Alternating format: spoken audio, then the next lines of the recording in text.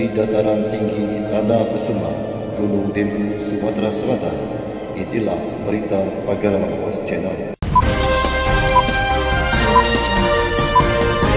Assalamualaikum warahmatullahi wabarakatuh. Bertemu lagi dengan Mbak Dwi dan Mbak Cepi di Pagar Alam Pos Channel. Oke Mbak Cepi, untuk hari ini ada berita apa saja? Tentunya banyak sekali berita Pagar Alam hari ini. Salah satunya, pemerintah Kabupaten Musi Banyuasin pada tahun anggaran 2021 ini tengah melakukan peningkatan gedung rumah sakit umum daerah Sekayu dengan membangun gedung penunjang 4 lantai dan menambahkan gedung rawat untuk meningkatkan pelayanan kepada masyarakat dengan sumber dana dari PT SMI. Berikut liputannya. Pemerintah Kabupaten Musi Banyuasin pada tahun anggaran 2021 ini tengah melakukan peningkatan gedung rumah sakit umum daerah Sekayu dengan membangun gedung penunjang medik 4 lantai dan penambahan gedung rawat untuk meningkatkan pelayanan kepada masyarakat dengan sumber dana dari PT SMI. Agar pembangunan RSUD Sekayu tersebut berjalan sesuai target, Bupati Muba Dr. Haji Dodi Reza Alex membentuk tim supervisi yang terdiri dari Sekretaris Daerah Kabupaten Muba, Dr. Handes Haji Apriyadi MSI, dan perangkat daerah Muba yang terkait. Dikatakan Sekda Kabupaten Muba, Dr. Handes Haji Apriyadi MSI setelah rapat dengan manajemen konstruksi selanjutnya akan ditindaklanjuti. Dengan rapat menghadirkan kontraktor, target kita bulan November ini selesai, jangan sampai melampaui batas waktu, nanti kita carikan solusi atas kendala-kendala yang ada di lapangan, kata Apriyadi. Elsa, Pagar Alam Pos Channel. Akibat pandemi yang memasuki tahun kedua di 2020 ini memberikan dampak tak hanya dirasakan masyarakat, justru sejumlah sektor pembangunan. Salah satunya perekonomian daerah menunjukkan pergerakan lamban. Menurut data Pusat Statistik BPS Kota Pagar Alam, bahwa ekonomi Kota Pagar Alam tahun 2020 tumbuh hanya sebesar 0,01%. Ini tayangannya. Menurut data Pusat Statistik BPS Kota Pagar Alam bahwa ekonomi Kota Pagar Alam tahun 2020 tumbuh hanya sebesar 0,0%. Terjadi perlambatan jika dibandingkan dengan 2019. Kondisi ini dipengaruhi oleh pandemi COVID-19, ujar Kepala BPS Kota Pagar Alam Dedi Pahlepi MSI melalui Kasih Integrasi Pengolahan dan Diseminasi Statistik IPDS, Prai Putra Hasyanro Nadea. Dikatakan prai tren angka tersebut dalam hal ini perekonomian Kota Pagar Alam berdasarkan besaran produk domestik regional bruto BDRB atas dasar harga berlaku tahun 2020 mencapai Rp 2,83 triliun dan atas dasar harga konstan 2010 mencapai Rp 2,23 triliun. Kendati melambat pertumbuhannya, namun beberapa lapangan usaha terkonsentrasi justru mengalami pertumbuhan yang cukup baik. Pertumbuhan tersebut didorong oleh beberapa lapangan usaha saja, dengan pertumbuhan tertinggi dicapai lapangan usaha perdagangan listrik dan gas yang tumbuh 11,59%. Dayang, Pagar Alam Pos Channel.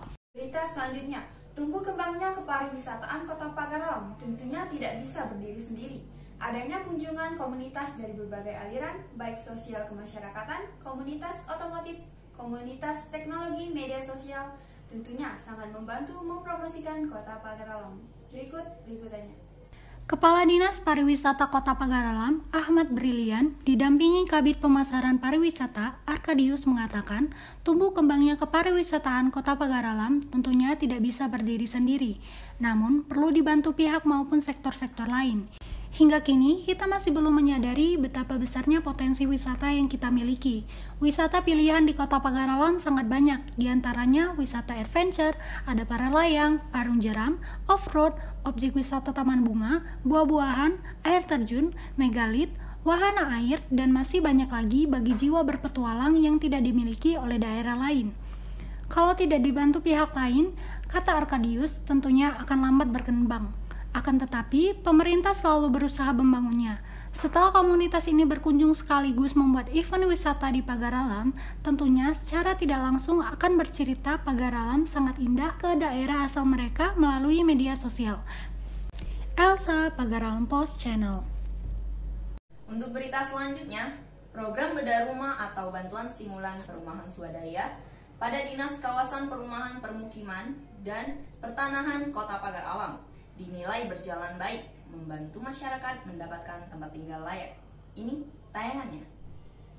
Program bedah rumah atau bantuan stimulan perumahan swadaya pada Dinas Kawasan Perumahan Pemukiman dan Pertanahan Kota Pagar Alam dinilai berjalan baik, membantu masyarakat mendapatkan tempat tinggal yang layak. Hal ini lantas menjadi referensi bagi mahasiswa dalam melakukan penelitian atau bahan skripsi dalam upaya meraih gelar sarjana. Seperti halnya dua mahasiswa dari Universitas Sriwijaya dan Universitas Bengkulu mendatangi Dinas Perkimtan Kota Pagar Alam dalam rangka penelitian beberapa hari ke depan. Dipilihnya Kota Pagar Alam sebagai bahan penelitian karena di Sumatera Selatan, Kota Pagar Alam ini termasuk kabupaten yang baik dalam menjalankan program ini, ujar Alfian Nurul Huda.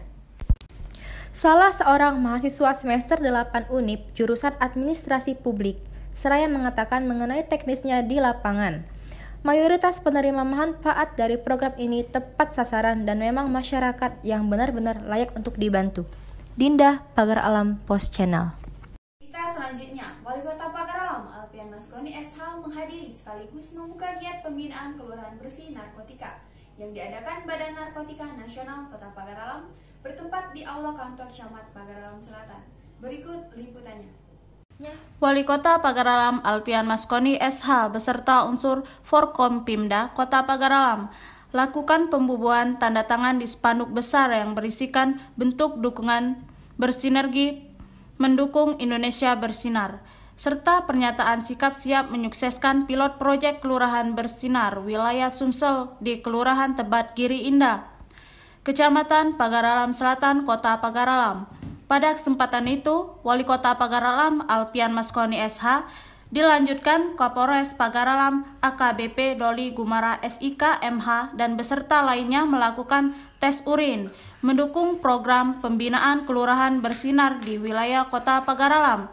Program ini akan menjadikan desa atau kelurahan sebagai garda terdepan mewujudkan Indonesia yang bersih dari penyalahgunaan narkoba. Dan desa atau kelurahan memiliki daya tangkal terhadap penyalahgunaan dan peredaran gelap narkoba. Dengan program ini, kedepannya kita akan mampu menurunkan angka penyalahgunaan narkoba dan mewujudkan Indonesia yang bersih dari penyalahgunaan dan peredaran gelap narkoba. Tisna, Pagar Alam Pos Channel. Berita terakhir Pagar Alam hari ini, berdasarkan rilis data Satuan Tugas COVID-19 Provinsi Sumatera Selatan, Kota Pagar Alam masuk dalam zona orange, tergabung bersama kota kabupaten lainnya di Sumsel seperti Pali, Lubuk Linggau, Oi, Okus, Banyuasin, dan Lahat. Artinya masih terjadi potensi penyebaran atau penularan COVID-19. Ini tayangannya. Ketua Satuan Tugas Gugus Satgas Penanganan COVID-19 Kota Pagar Alam, Alpian Maskoni SH, melalui juru bicara Samsul Bahri mengatakan, masuk status zona oranye berarti masih bisa saja terjadi potensi penularan hingga peningkatan kasus penyebaran pandemik virus corona yang sampai saat ini dinyatakan belum berakhir. Meski new normal, kami pemerintah tetap mengingatkan masyarakat tidak boleh lengah, tetapi harus tetap waspada sehingga kondisi kita terus membaik. Bukan saya melarang, hendaknya untuk tidak berkerumun dalam skala besar, demi kepentingan bersama. Dikatakan Samsul, pihaknya tetap mengimbau masyarakat Pagar Alam bahwa protokol kesehatan harus tetap diterapkan secara ketat. Penularan diprediksi bisa melonjak lagi jika kita longgarkan dan tidak dilaksanakan dengan baik. Tisna, Pagar Alam Pos Channel. Terima kasih telah menyaksikan tayangan kami di Pagar Alam Pos Channel. Jangan lupa like, subscribe, dan komen. Wassalamualaikum warahmatullahi wabarakatuh.